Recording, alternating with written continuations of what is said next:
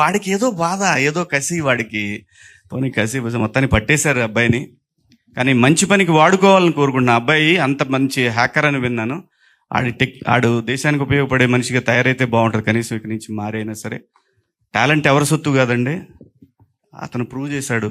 చేసింది చాలా దుర్మార్గమైన పని అయినా సరే అతని టాలెంట్ గురించి వింటుంటే వాడు నిజంగా ఒక దేశానికి పనికొస్తాడు కదా ఈ మనిషి, ఎక్కడన్నా సెక్యూరిటీ సిస్టంలో వాడు యూజ్ చేసుకోవచ్చు కదా ఇతన్ని అని అనిపించింది నాకు.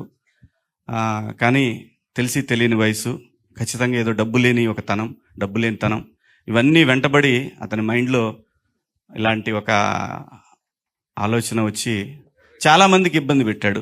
చాలామందికి ఇబ్బంది, తనకు తెలియదు, చాలామందికి ఉపయోగపడుతున్నా అనుకున్నాడు. కానీ బట్ మనకంటూ ఒక రాజ్యాంగం, దానికి లోబడి అందరం బతకాలి కాబట్టి దాన్ని వదిలేశాడు. కానీ ఇక నుంచైనా అతను మారాలని కోరుకుంటున్నాను. సినిమా థియేటర్లో ఉన్న ఎక్స్పీరియన్స్ దేంట్లోనూ ఉండదండి. మనం మొబైల్లో చూసినా డబ్బులు కట్టాలంటే ఎంత అండి. వాడు మనం కొనుక్కునే ఇదే థియేటర్లో కొనుక్కునే చిప్స్ ప్యాకెట్ 100 రూపాయలు పెడతాడు వాడు. దాంట్లో 15-20 ఉంటాయి అన్నీ కలిపి చిప్స్. సో సినిమా ప్రపంచంలో అన్నిటికన్నా చీప్ అండి. అంటే కొంతమంది మాట్లాడాలని మాట్లాడుతూ ఉంటారు కానీ ప్రపంచంలో అన్నిటికన్నా చీప్ వస్తువు ఏదైనా ఉందంటే 3 గంటల సేపు దాన్ని, ఒకవేళ ఆ సినిమా బాగుంటే జీవితాంతం గుర్తుంచుకునే ఒక ఎంటర్టైన్మెంట్ అండి. అది లైఫ్ లాంగ్ గుర్తుంటుంది ఆ సినిమా. ఒక మిస్సమ్మ సినిమా ఉంది ఎన్టీ రామారావు గారు, అది ఎప్పటికీ గుర్తుంది. పాతాళ భైరవి అది ఎప్పటికీ గుర్తుంటుంది. చచ్చిపోయేటప్పుడు కూడా పిల్లలకి, మనవాళ్ళకి, వాళ్ళకి చెప్తాం మనం, అరే భలే సినిమా, లాంటి సినిమా ఉంది, బాహుబలి. సినిమా అనేది పెట్టేది 200 రూపాయలు కావచ్చు కానీ అది జీవితంలో మార్పులు తీసుకొస్తుంది, జీవితాంతం గుర్తుంచుకునేలా చేస్తుంది. ప్లీజ్ థియేటర్కి రండి, థియేటర్లో చూడండి. బాగుంటేనే చూడండి, బాగాలేకపోతే ఎవడు మనం చెప్పినా చూడరు పెట్టరు. థియేటర్ ఎక్స్పీరియన్స్ దేంట్లోనూ రాదండి. ప్లీజ్ దయచేసి ఇంకా పైరసీ వద్దు, చూడొద్దు. దాంట్లో ఏముంటుంది, తిట్టుకుంటా చూసుకోవటం తప్పితే వినపడదు.